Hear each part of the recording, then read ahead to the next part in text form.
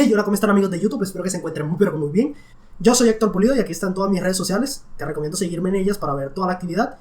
Y bueno, hoy estamos en otro video sobre Machine Learning y hoy les voy a enseñar a hacer redes neuronales de un modo diferente al que habíamos visto antes. Si tú no has visto la serie de videotutoriales sobre redes neuronales, te la recomiendo mucho. Sin embargo, no es necesaria para ver este video. En este caso la vamos a hacer en menos de 100 líneas de código. Una locura. Vemos aquí que la predicción es bastante acertada. Estos son los datos predichos y estos son los datos de entrenamiento. Y bueno, vamos a ver cómo se hace.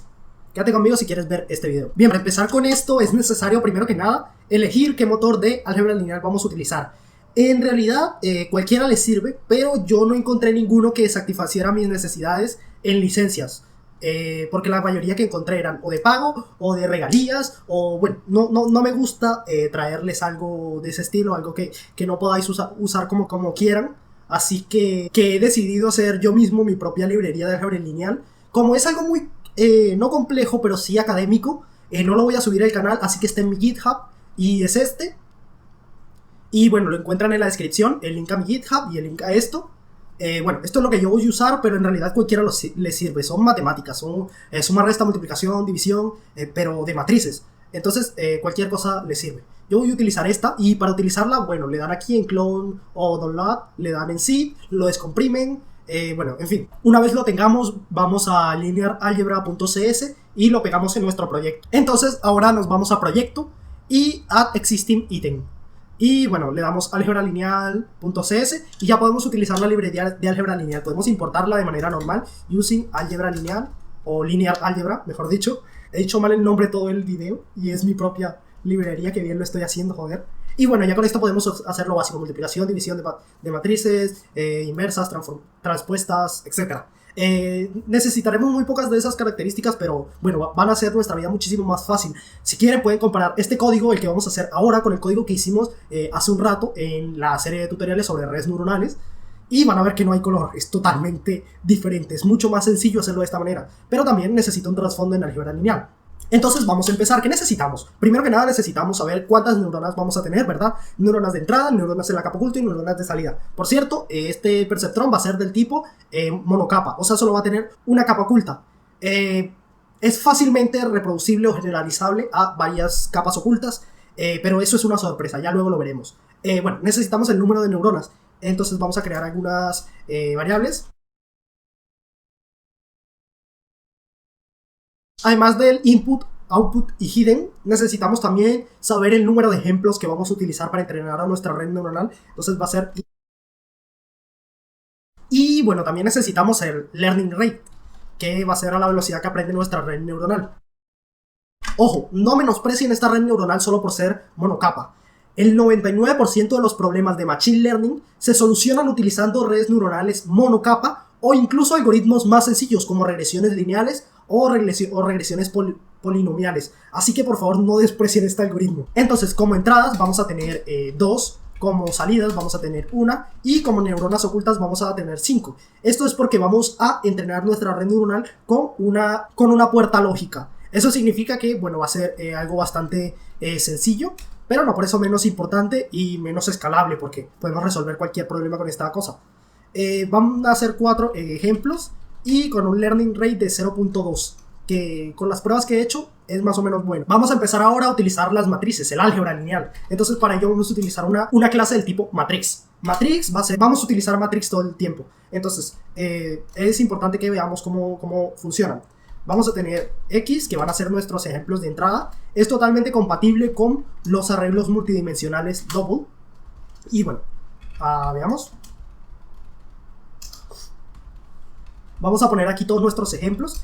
Tal vez si lo pongo de esta manera puedan ver de mejor manera cómo funciona o cómo está puesto esta cosa. Entonces estos son nuestros ejemplos de entrada, que van a ser los bits, van a ser 2 bits, 0,0, 0,1, bla, bla, bla. También vamos a tener de salida para ejemplos. Vamos a hacer exactamente lo mismo.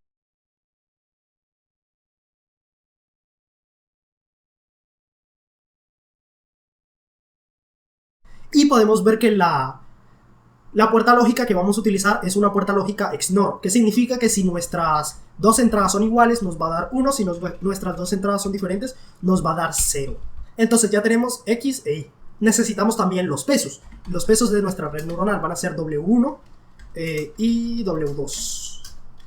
Vamos a utilizar una función que he hecho para esta librería de álgebra lineal, que es random, que nos crea una matriz aleatoria. Y las dimensiones que van a tener es W1 va a tener input count más 1 y la salida hidden count. Y vamos a poner aquí una variable random. Esta variable random es la que vamos a pasar como parámetros aquí. Hay algo que, bueno, no es necesario, imperioso, pero sí es buena práctica, y es ponerle al random una semilla. Esta semilla hará que cada vez que nosotros iniciemos el programa, la sucesión de números aleatorios va a ser exactamente la misma. Así que, bueno. Y para W2 va a ser exactamente lo mismo. Matrix random. Esto nos da un número del 0 al 1, que no está mal, pero no, yo en específico quiero números del menos 1 al 1. Para hacer esto vamos a multiplicar esta matriz por 2 y le vamos a restar 1. Bueno, podemos hacerlo de esta manera y se verá un poco más. Bien. Primero multiplicamos la matriz por 2 y luego le restamos 1. De esta manera tendremos números entre menos 1 y 1, perdón. Antes de continuar con el programa, vamos a poner una función estática que va a ser nuestra sigmoide. Los parámetros de esta función van a ser el input, o sea, lo que vamos a convertir en sigmoide, y si es derivada o no.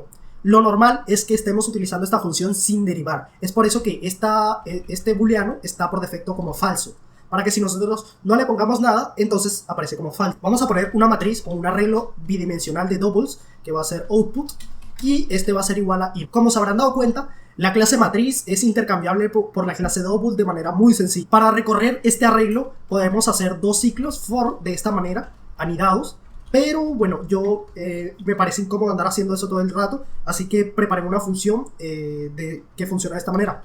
Matrix loop, que recibe como parámetros una función anónima, recibe como parámetros cuál es la i. Entonces con esto ya no tenemos que hacer los ciclos anidados. Aquí simplemente, si estamos hablando de la función derivada, hacemos algo. De lo contrario, ahora, recordemos la función sigmoide. La función sigmoide es 1 sobre 1 más Euler a la menos la entrada, la menos x. Entonces vamos a utilizar esto. Output y coma j es igual a 1 sobre 1 más mat exp menos output y coma j. ¿Listo? Entonces aquí en la derivada, si estuvieron atentos a mis videos sobre redes neuronales, sabréis que es que la derivada de la sigmoide es la misma sigmoide multiplicada por 1 menos la misma sigmoide. Esta es la derivada de la sigmoide. Entonces aquí simplemente sería cuestión de devolver y listo, ya lo tenemos. Ya tenemos nuestra función sigmoide. Ahora vamos a empezar con nuestros ciclos. Estos ciclos van a ser épocas que, bueno, vamos a ponerle un número arbitrario, por ejemplo, 3001. Aquí esto es 30.001. Lo quiero, 3001. Y bueno, vamos a poner aquí abajo console.read. En realidad esto no hace ninguna función, solo evita que el programa se cierre apenas termine. Apenas termine este ciclo for, el programa se debería terminar, o sea, se debería cerrar, y nosotros no queremos eso. Vamos a esperar y que se cierre cuando nosotros lo... Ahora mismo lo que nos interesa es la predicción. Si nosotros le metemos ciertos valores a nuestra matriz, ¿qué valores salen? Es lo único que nos interesa, no nos importa si están bien o si están mal esos valores. A este proceso se le llama forward propagation. Y es muy sencillo. Vamos a matrix z1. Z1 va a ser igual a x, pero x con una pequeña modificación. ¿Recuerdan este más 1 que pusimos aquí? Ok, perdón, aquí esto es hidden count. Las dimensiones de los pesos son... bueno, vamos a ver. Supongamos que tenemos estas tres neuronas conectadas de esta manera. Estos pesos, que yo voy a llamar W, ¿cómo sé qué dimensión tiene W? ¿Cómo sé qué dimensión tiene W? Pues es muy sencillo. W tiene como dimensión el número de neuronas que hay a la derecha más 1, recordemos el bias, entonces en este caso sería 3 por el número de neuronas a la derecha, que es 1. Entonces, en este caso W sería 3,1. Aquí, como tal, son input count más 1, hidden count. Y hidden count output. Y ahora aquí, el bias. Recordemos que es el bias. El bias es una neurona que siempre está encendida, siempre está excitada. Entonces le ponemos, le añadimos una columna hecha de unos. Entonces le ponemos matrix ones o ones y va a tener como tamaños el número de examples, de ejemplos, coma 1, porque es una columna. Entonces vamos a añadir aquí esta columna. Aquí esto es un poco raro, pero luego más adelante en el video lo van a entender. Z1 a 1 es igual a Z1, así de sencillo. Entonces ahora sí comenzamos. Matrix Z2 es igual a A1 multiplicada por W1. Pero esta multiplicación no es una multiplicación normal, es una multiplicación de matrices. Bueno, supongo que en este momento se estaré mostrando en la pantalla cómo es una multiplicación de matrices, porque no me salen las palabras, no sé cómo explicarlo. Se multiplican de manera muy precisa ciertos números en las matrices, y bueno, es básicamente eso. Y da como resultado una matriz de ciertas dimensiones. Las dimensiones dependen de las matrices de las matrices que fueron multiplicadas. Es necesario que las dos matrices que vayan a ser multiplicadas sean de tamaño compatible. Por eso añadimos esta columna, además de porque es el bias. Entonces, matrix A2 va a ser igual a sigmoide de A2, de Z2, perdón. Y como podrán imaginarse, matrix Z3 será igual a A2 por W. Acá no es necesario que añadamos ninguna columna, porque estamos hablando de la salida. La salida no tiene más neuronas a la derecha, así que no es necesario añadir un bias. Entonces, para dar fin a esto, a la forward propagation, A3 va a ser igual a la sigmoide de Z3. Y listo. Y como se podrán imaginar, A1 es la primera capa, A2 es la capa oculta y A3 es la capa de salida. Así que ahora mismo, en este momento, lo único que me interesa es saber qué es de A3, qué sacó A3. Para que nos deje leer, le voy a poner un console.react. Entonces le damos Start y vemos que aquí está nuestra predicción. La predicción, si vemos, está bastante equivocada. Estos deberían ser los valores que sacó y estos son los que en realidad sacó. Así que está bastante equivocada nuestra predicción. Pero bueno, esto no importa en realidad, porque no estamos entrenando todavía esta red neuronal. Pero hay algo que queremos hacer, queremos contabilizar el error. Antes de esto, vamos a iniciar con el proceso llamado backpropagation. El backpropagation en realidad es un algoritmo súper complicado que no es posible entender porque es demasiado complicado y tiene demasiadas variables y es demasiado... No.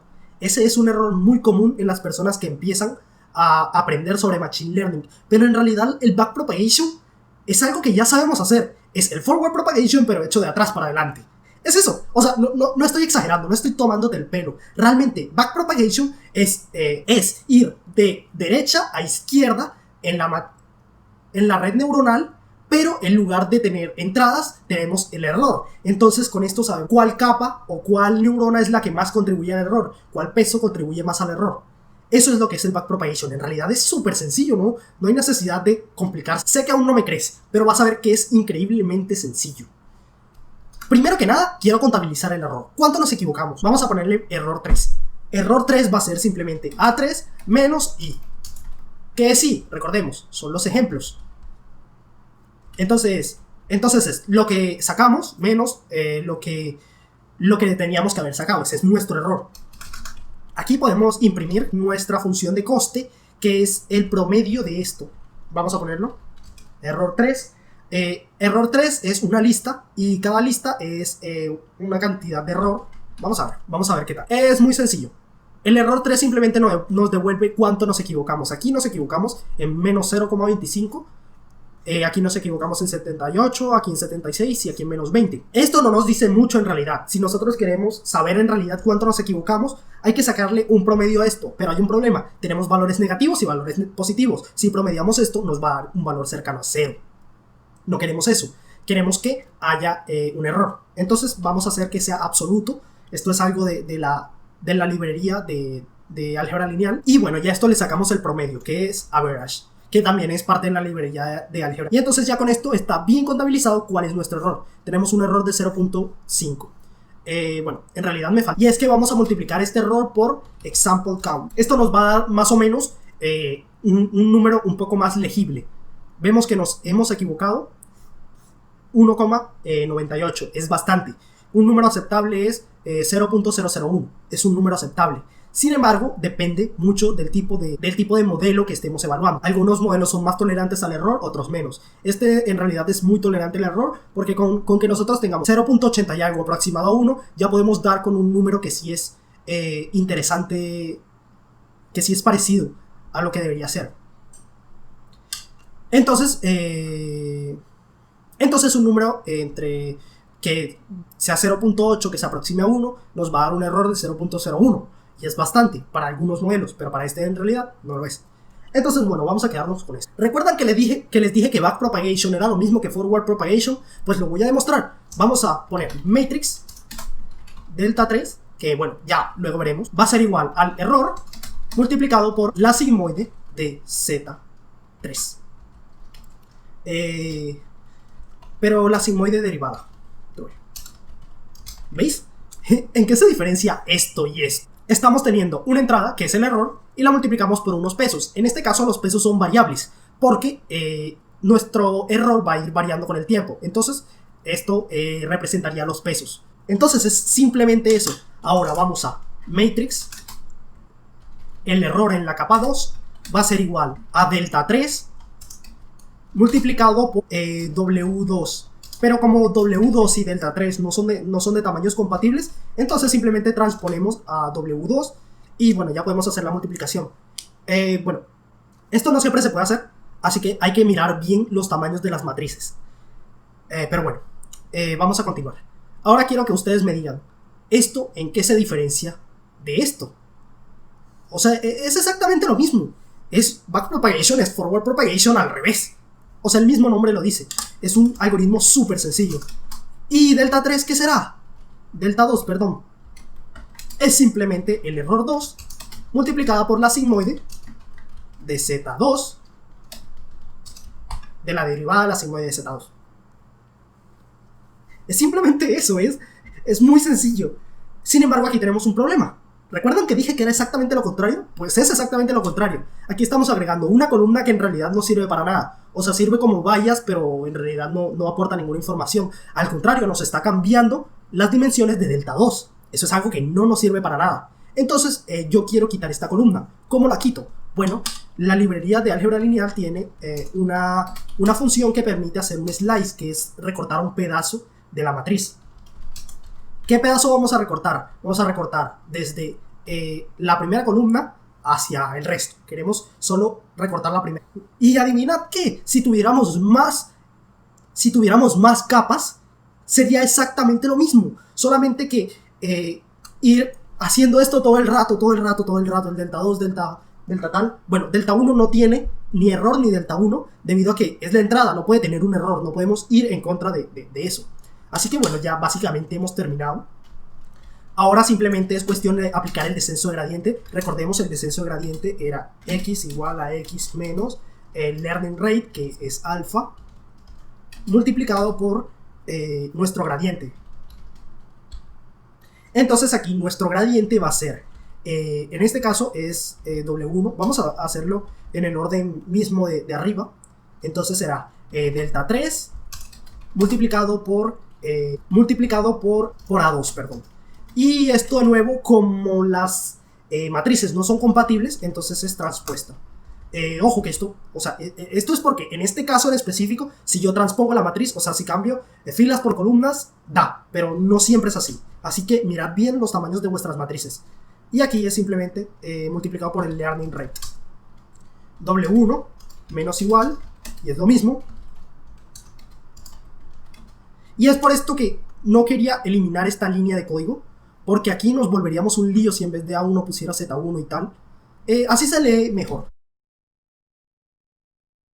Y bueno, ya hemos terminado. Vamos a ver qué tal va a generar. Se me ha olvidado quitar esto de readline. Entonces vamos a ver.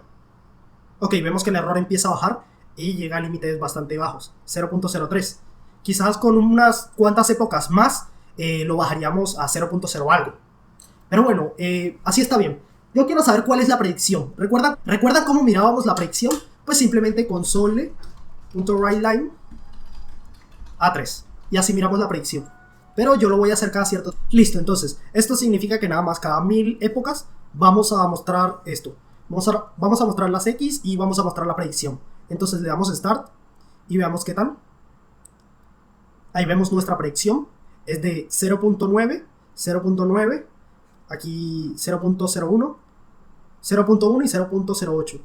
Es una predicción bastante interesante, se acerca bastante a lo que queríamos. Aquí vemos la comparativa. Y bueno, me parece que esta red neuronal es todo un éxito. Y bueno, antes de que te vayas, tengo una pequeña sorpresa para ti. Lo dije al principio, esta red neuronal es de solo una capa, pero es fácilmente generalizable a varias capas. De hecho, he facilitado el trabajo poniendo índices aquí para dar pistas. Entonces, esto es lo que vamos a hacer. Si tú logras hacer una red neuronal multicapa, utilizando algo parecido a esto, y lo pones en los comentarios, en modo de GitHub, tu GitHub, yo te saludaré en el próximo video, y si quieres mostraré tus redes sociales o tu GitHub, y bueno, ahí me cuentas qué es lo que quieres que muestre de ti. Pero bueno, es un problema realmente sencillo. Y si de casualidad, bueno, te da curiosidad, pero no sabes, no quieres hacerlo, pues en mi GitHub está la respuesta. No la voy a mostrar aquí porque quiero que lo intenten. Está la respuesta de cómo hacerlo multicapa. Está tanto este algoritmo como el algoritmo de linear algebra, como el algoritmo de redes neuronales multicapa. Así que bueno, está todo en la descripción, así que miradlo. Ya saben que si les ha gustado, por favor déjenme un like. Pueden compartirlo con la gente a la que ustedes crean que les puede interesar. Y recordad que también tengo un Patreon en el cual pueden apoyar para seguir subiendo videos de este estilo. Así que bueno, es todo por hoy y nos vemos en otra ocasión. Bye.